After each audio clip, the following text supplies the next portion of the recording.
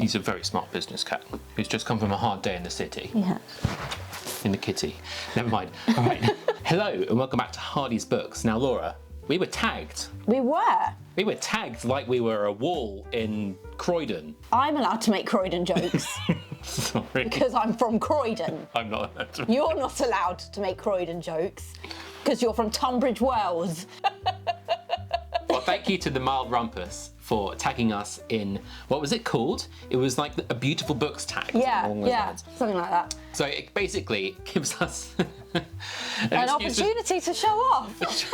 And you know how we like to show off. Yeah, this is, once again, it's the cyclical nature of history that we're once again showing off our wonderful editions. Yeah. But if you've watched the bookshelf tour, we have some new books to show off today as well. New we do. or different genres. Yeah. So yeah, we don't normally do tags, but this is a particularly good one.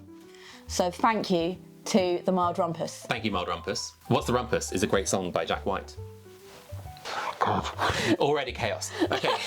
So Laura, the first question on the tag was to show off a book you bought primarily or completely because of the cover. You've got something on your hat.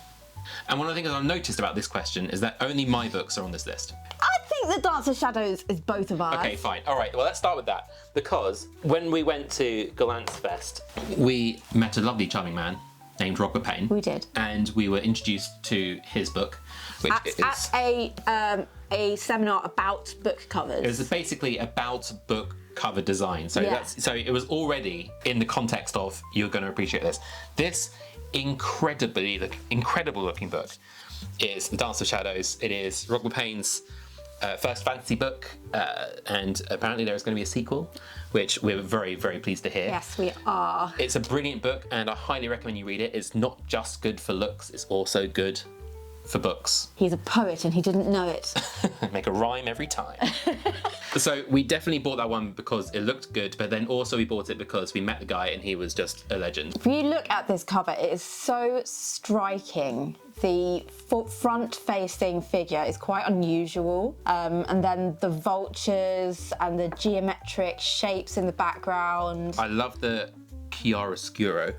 What on earth? The light and dark shades, and especially the outlines around the vultures, just gorgeous. But then that contrast is so nice. The cover illustration is by Mayowa Alabi, and we are very grateful for their work. And I think if I remember correctly, the cover illustrator is Nigerian. Rogba is Nigerian, and the cover illustrator is Nigerian as well. They met up in Lagos. Rogba was telling me the cover illustrator hadn't done a fantasy book cover before, but you wouldn't know it. You wouldn't know it.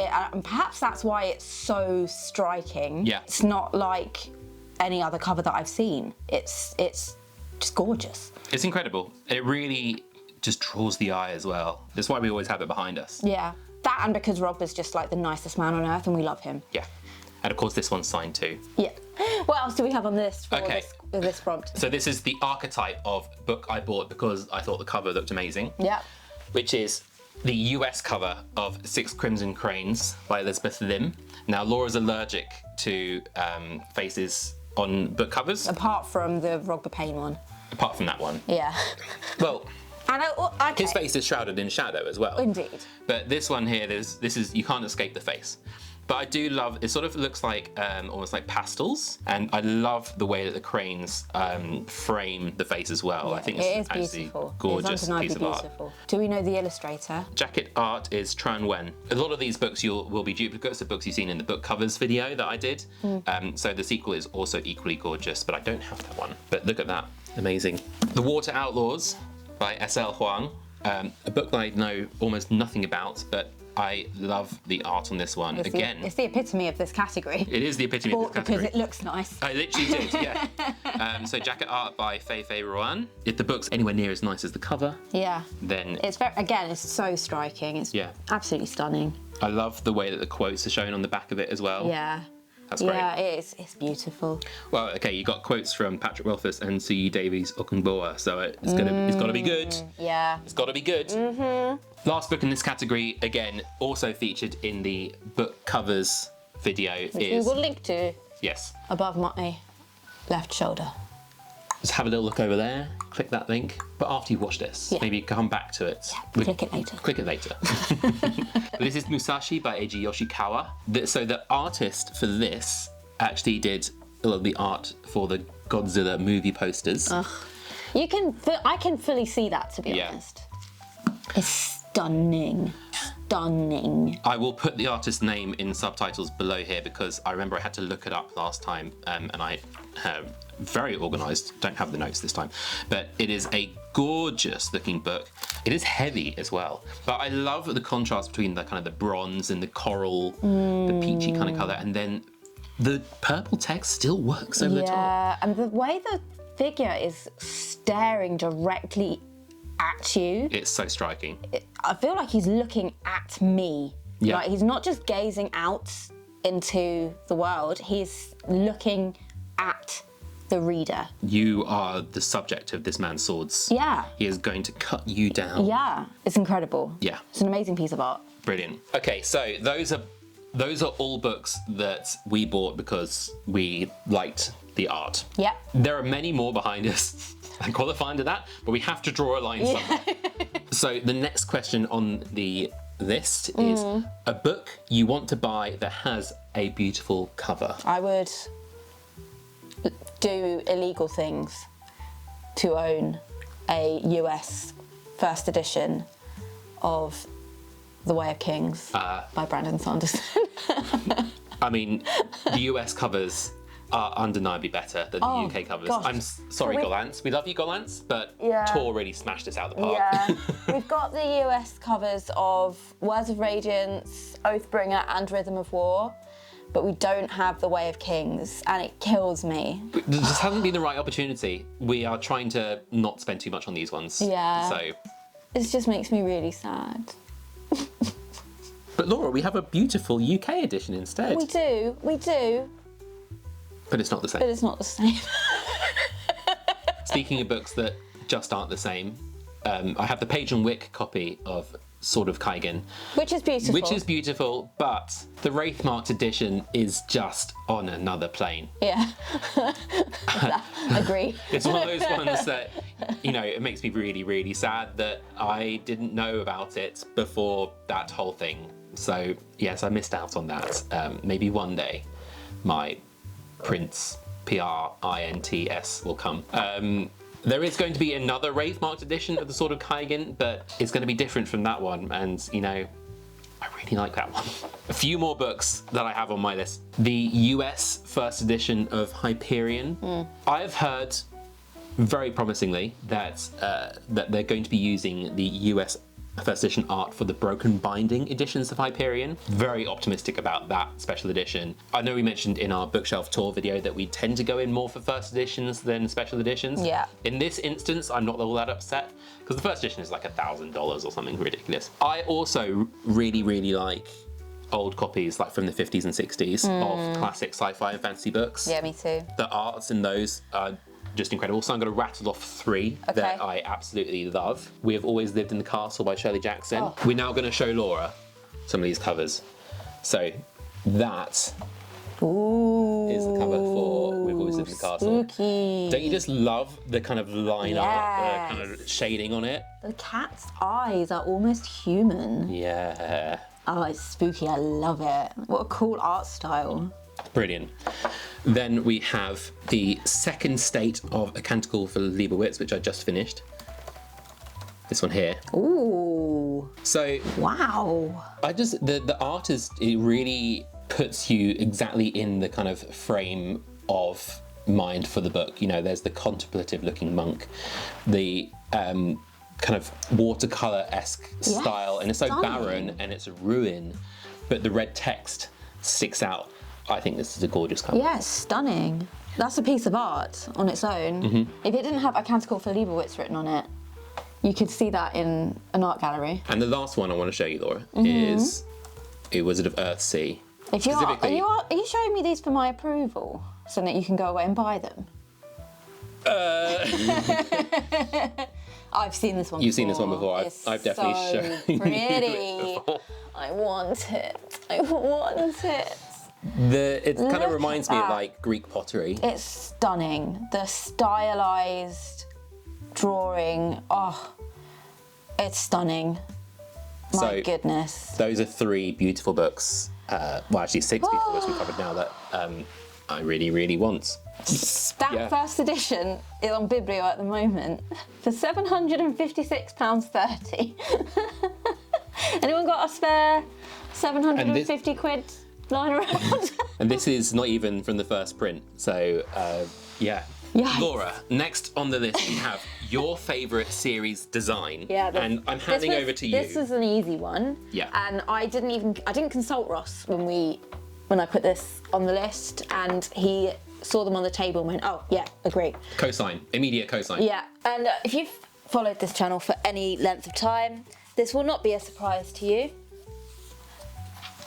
It's The Fitz and the Fool, the final trilogy by Robin Hobb. This trilogy is the culmination of the Fitz storyline, and I suppose the other storyline in the Realm of the Elderling saga. These copies have the most stunning dust jackets. They have these wonderful illustrations by Jackie Morris. The calligraphic text is just unbelievable. It's got this gilding. I don't know if the camera's picking that up. It's so like... It's like mottled. It's mottled, yeah. It looks like it's got a patina. It's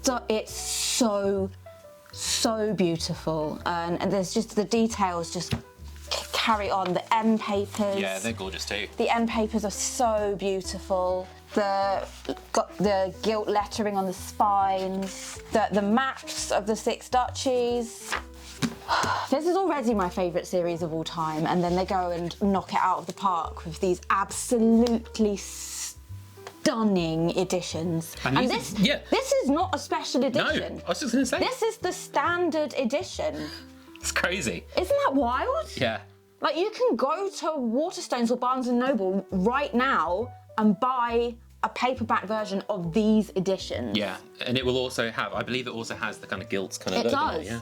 I just find that mind-blowing. These are not special editions. You can get these for like $10.99. One of the things that is amazing about the Robin Hobb Realm of the Elderlings books is that they all have these illustrations by Jackie Morris, who is one of your favourite artists as well. Oh gosh, her illustrations are out of this world. We actually have a Jackie Morris illustration on our wall in our living room. I just think she's just the most talented illustrator. It's my favourite series of all time, and just so happens to also have these incredible illustrations by this incredible artist. Look at this crow on Fool's Quest. Look at that, with the little beady eyes staring at you from this gilt, silver gilt, with this calligraphy. It's unreal. I don't think it gets enough hype how stunning these editions are. But Laura, don't you prefer the US covers? Sorry, I shouldn't have said that. Have you ever seen the US covers? They are terrible. They're horrible, yeah. So bad. And just to tack onto the end of that as well, we also, because this is about our collection, we also have the 20th anniversary. We have the first 2 of the 20th anniversary of the Farseer trilogy. Yes. So they come in these beautiful slip cases in this like royal blue. I've shown these off before, but I'm going to do it again. Look at this. It's cloth bound. It's got the silver gilt page edges. Look at these illustrated end papers. It's got this beautiful title page signed by Robin herself. I do love as well that they've updated the typography here because this is probably the only hardback copy you can get of Assassin's Apprentice that has the same style typography that you find on the most recent paperbacks. Yeah. The swirls, the twirly whirly whirls. Well, yeah, it's the continuity of the typography, the calligraphic writing, the attention to detail in the Realm of the Elderling series as a whole, but in the Fitz and the Fool series especially, is so high. So next on the list we have a book with a beautiful dust jacket or something unexpected under the jacket. So let's start off with a beautiful dust jacket, which is down by your Yes, side. Absolutely. And of course, we're talking Something Wicked This Way Comes. This is, I'd say probably maybe both of our favourite. Well, it's definitely my favourite, one of my favourite. I think it's my favourites as well. The yellow on this is so striking, so vibrant. I don't know who was the artist for this, but I think it's absolutely gorgeous. Jacket designed by Joe Mugnani. Mugnani.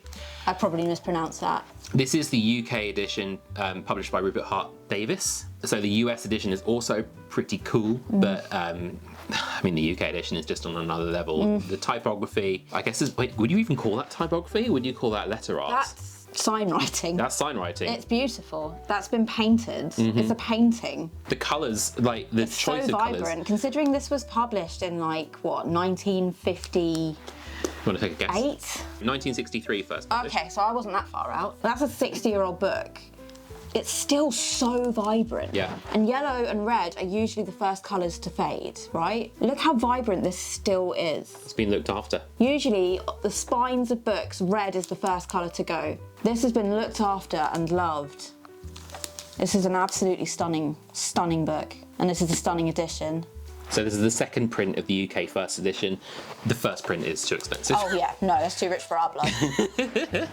Saying that, we do have some very expensive books. And then also, you picked something off your art shelf. Yeah, so I'm showing you something that we've never showcased on our channel. You've seen our science fiction fantasy shelves, you've seen our general fiction shelves. You've never seen, I don't think, our non-fiction shelves.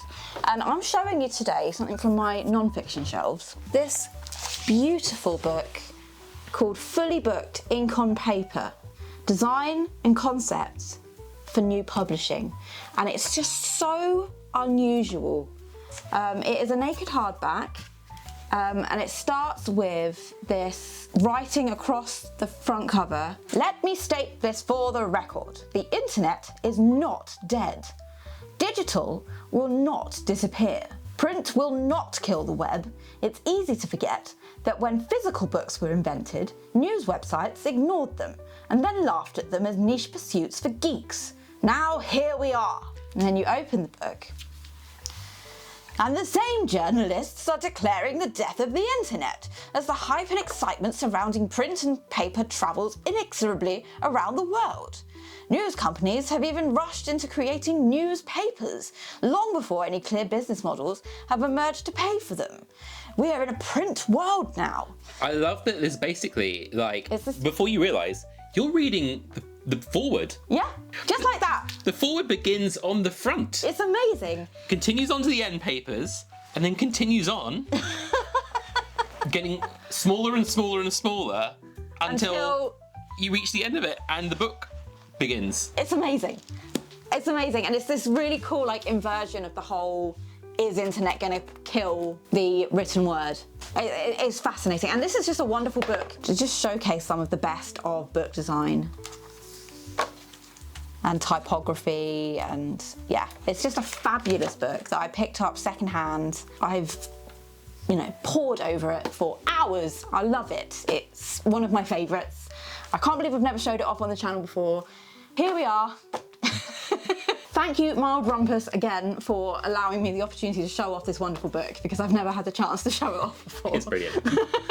So the last book also kind of counted under this one because it is a naked hardback, but this is a book that has a lovely naked hardback. It has a beautiful front cover as well, and because this special edition is from Inkstone Books, Yes. who we love. So this does have a beautiful dust jacket too, Yeah. which we will show you. And look at that illustration. So smart. So beautiful. So this is The Sky on Fire by Jen Lyons. We could talk about this cover illustration for hours on its own, but we're here to talk about the naked hardcover. So let me remove this. Those secret special boards. Look at this. Yes. With the beautiful gilt details. I just think it's so beautiful. Gilt on the spine.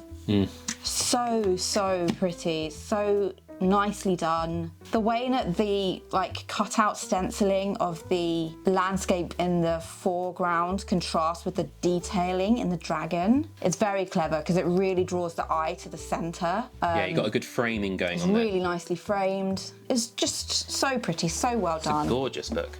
Absolutely beautiful. It's And it's so also nice. got beautiful sprayed edges. Yeah. Inkstone have absolutely knocked it out of the park with this one. And Jen Lyons has the most beautiful signature as well. I don't think it's like the nicest signature I think I've ever seen. She looks like she did the writing for the front covers of Robin Hobb's books, doesn't it? I mean, we know that was Jackie Morris. Okay, but still, look at the swirls. I don't wish know. my name had a J in it, so I could be like... A wishy wish. Yeah, some names just aren't built for signatures. Moving on, we now have a beautiful paperback, and we're actually going to slightly, well, I'm not going to say cheat, but we're going to copy.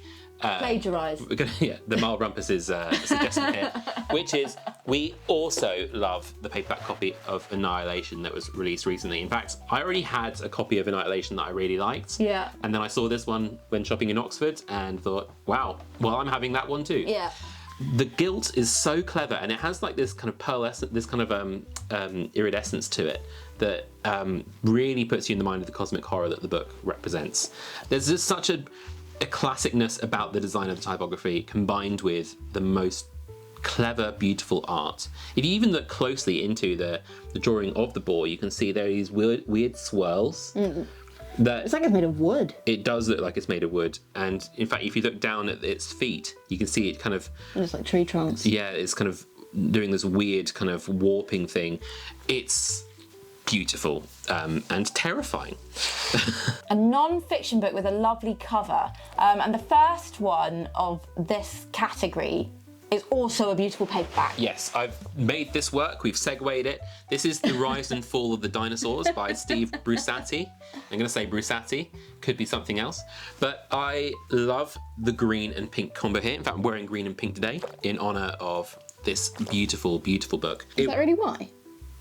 No, it was just a coincidence. Okay. It's published by Picador, who do beautiful book covers anyway. We already knew that. But this one in particular, I think, is incredible. I mean, you don't see that coral pink used so often in book design. It's a shame. It's very pretty. It is really beautiful. And it, again, sets off so well against that kind of the green tree pattern in the background. I think this book looks gorgeous, and it's about dinosaurs. So you know that I was obviously going to buy it as soon as I saw it. What did you want to be when you grew up, babe? I wanted to be a paleontologist, just like Ross from Friends. It is a coincidence, though. My only outlet for that these days is by watching Your Dinosaurs Are Wrong on YouTube, which is a YouTube channel I recommend. It's a good time. I wanted to be a vet, and then I realised I'd have to be good at science, and I'd also have to be around sick animals. Okay, so non-fiction books with a lovely cover. We've got two more that we want to talk about. So both of these for me were charity shop finds. The first one here is, so we have a little history book collection, and this one here, The Punic Wars by Nigel Bagnall, I thought was an incredible cover. Like, what does that remind you of? It kind of reminds me of like Turner almost. Like Well, who's the art by? Who is the art by? Is it? It's Turner. It is Turner. It's Turner!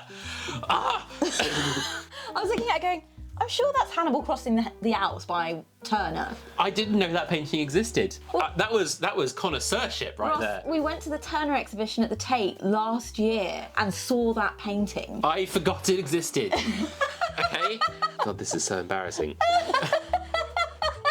I've turned my win into a fail. Like the choice of using Turner as the artist, combined with this gorgeous kind of big titling font that kind of reminds me of Romanesque style of writing. Also, like the fact that it's about the Punic Wars, which is my favourite period of history. Yeah. I can't get enough of history about the Punic Wars. It is fascinating. So it's a beautiful book about a fascinating time of history. And, you know, Turner is an astonishing artist, and having this incredible... In fact, I'm going to take the dust jacket off and hold it up so you can see there. Having that piece of art across the front and back and spine, I think that's inspired. Good to know that I can recognise a Turner when I see one. Okay, we have one more book in this category as well, which is another charity shop find. This is a very weird one. This is The Living Forest. Oh, this is such a weird book. I love it. H.L. Edlin. Basically, every chapter in this book is about a different type of tree. Oof. And it's about the certain kind of quirks of that tree, kind of the lore of the trees. And it has this, again, like this... they don't design books like this anymore. I mean, like, they design books differently, and there are good things about that, but I love these old style books. And also, Laura, let me read you some of the other books of interest that it has on the back. Okay. The Forester's Handbook. Okay. Tree Injuries, Their Causes and Their Prevention. 125 photographs, 21 shillings. Hang on, is that injuries caused by trees or injuries to trees? We'll just have to buy that book to find out. Third on the list, Guide to Bark. Ooh. 156 illustrations, 12 shillings and 6 D? Is that sixpence? But it's in Crown Octavo, so you know what size it is. And then my favourite, What Wood Is That? By A. Schwankel. This is a great book. We need to find those books. I want that last one. Next. Right, a book with great pen papers. So this is the hardback of Sharp Ends by Joe Abercrombie. This is a collection of short fiction by Joe Abercrombie, and of course we love Joe, but didn't realise there was even a hardback of this, so I was lucky, found it in my local Oxfam, paid quite a lot for it because I wanted it, and the end papers on this are incredible. So beautiful. I mean, I think this is like the authoritative version of The World of the First Law. Yeah. Because, like, if you look at the first few books, they didn't have maps. No. I think this is the first time I've seen a map of First Law. Yeah. I mean, I was looking it up when I was reading the First Law. I wanted to know where everything was in relation to each other. I mean, you can see you have Midland, you have Angland coming up just off the top of it. You can see some of the areas that you've heard so much about, like the Old Empire, like Gurkle, Soljuk, and Styria as well, and then lesser known places like Thond. It's an absolutely gorgeous map. I'm a stickler for maps, as we'll see with the next one. If you want to get me to like your end papers, put a map on it. Terra Matharu, Dragon Rider. This is another absolutely brilliant map. Look at that. Oh, that's stunning. This is a really good example of a full color fantasy map. The style, like they're having the greens against like the yellows of the desert, and then you've got that nice wintry white area on the top. And then, bafflingly, the frame, these gorgeous kind of mythical creatures around the edge. And what is this man doing? Looks like he's facing having a a wee. wall. Both his hands are on show. Okay. So unless he's kind of like going, you know, hands off, hands free mode. Laura's having a really deep look in So there. I just finished reading this. So she didn't know this was here. So I listened to the audiobook, and I wish I'd looked at this as I was reading it, because I didn't appreciate that the dance kingdoms were so far from the Great Steppe. How interesting. If you have a fantasy map and you'd like Laura to critique it from a tectonic standpoint, she will do that for you. I will do that. I've done that for Ross. I've Yeah. done it for some of our D&D friends. Okay, we have one more end paper, and that is Sons of Darkness by Gaurav Mohanty. Oh. We love Gaurav. And this is the Broken Binding edition. It has the beautiful sprayed edges as well. You know, we don't always say that about sprayed edges. Yeah, we're not usually here for spreadges. No, but these are very nice ones. Very, very good. And again, on the dust jacket, you have the amazing kind of gilt. You've got these amazing whirly, swirly, smoky swirls. But that then continues. So we're going to open the dust jacket and we'll see on the inside there's a different version of the same art on the dust jacket. And one of the things I really appreciate, seeing Gaurav's signature on the end papers tells you that he had 2,000 books in front of him and went through each one. Yeah, that's Literally true. opening it up and signing it. Sometimes I see pictures on Instagram of authors going through a stack of title pages Yeah. and signing them, and then they're bound in. And that's also Which is hard fine. work. That's valid. Yeah. But knowing that Gaurav actually sat there with 2,000 books, It's really impressive. yeah, Yeah. that takes some stamina, my man. But yeah, it's so nice to see it on the end papers. Never seen signatures on the end papers before. I think that's Yeah. brilliant. Unless you're Douglas Adams. Douglas Adams sometimes put them on the end papers because he didn't really know where to sign. Okay. So the last question we had on the list is books where the spines are as gorgeous as the fronts. Okay. So these are recent acquisitions. You won't have seen them in the library tour. These are Godkiller and Sunbringer by Hannah Kaner. Now, we've heard good things about these books, but let me just say, the art on the front is gorgeous. These are both so impressive. In fact, the closer you look, it's one of those kind of like... The more you look at it, the more impressive it becomes. Yeah, they are gorgeous. But then you look at the spines as well, and they have this beautiful gilt titling down the side. I mean, just look at that. It really pops off the shelf. People comment on them all the time. They come into our dining room and they're like, first of all, they go, oh my God, that's a lot of books, without exception, even people that have been here before. Then they come and look at the books and inevitably they go to these. I love that there's the gilt, the gold gilt, and then there's this bronzish gilt on Sunbringer as well, which just looks, fits the palette so well. You have the teal and the kind of coppery pinky colour. Really got a theme today. And I just think it just looks absolutely gorgeous. These copies are also signed, and let me show you the end papers. Oh, the end papers on these as well. Goodness me. Look at that. Oh gosh. So both of them have absolutely gorgeous end Things I papers. knew that these were here, and still every time I open them, I'm like, oh, bravo, Hannah Kaner. Yes, well done. Bravo. Well done, Hannah Kaner, and well done to the illustrator. So illustration is Tom Roberts. Yeah. And the jacket design is by Holly McDonald. So well done, you two. Those are our most beautiful books. There are probably others behind us that we haven't mentioned. Yeah, definitely, in fact. We have a lot of beautiful books. Yeah, there's definitely a few that I can think of that we could have mentioned, but you'll have to just tune in another time and maybe we'll talk about them then. If you'd like to feed Al Gore and click that like button and that subscribe button, that would be fine. That would be lovely. Go on, clicky click. And click, click, click. Let's also say, so two things. First of all, why don't you comment with your most beautiful book that you have, that you really, that you think is a gorgeous addition that's in your collection. Yeah. But we also want to tag some other folks to do this with us. Yeah. Because after all, this is a booktube tag. Yeah. So I would like to tag Mare. So Lady Mare Reads, please can we see your most beautiful books? Yeah. And I would like to tag Ray. Yeah. From Ray Loves to Read. I'd like to tag Sam. And Sam with his small, limited book collection that he is desperately trying to increase in size. No, he's not. He's... I heard he asked for shelves for Christmas. I know he did. So Sam, we would love to see your books too, and I would like to see Andrew Watson's. Yeah, I'd like to see Andrew's. Most Andrew's going to have some nice books. He's going to have some nuts books. Yeah. So he's also not going to do this tag. I don't know. Maybe he will. Challenge. He'll surprise us. Maybe he'll surprise us. Anyway, this has been Chaos. Yes. I hope you've enjoyed. Join us next week. We are interviewing Stephen Arion. Yes. Writer of The Blood Dim Tide and The Judas Blossom. And New York Minute, which is his recently published self-pub novel. So very much looking forward to that one. Yeah, That's gonna can't be wait. Another one in the Books That Made Me series. Yep. So we'll find out the 8 books that made him. And Yep. we've already seen the list, and they are amazing choices. Yeah. Some of them we were just like, this guy. This guy. This guy's our guy. Yeah. What else have we got coming up?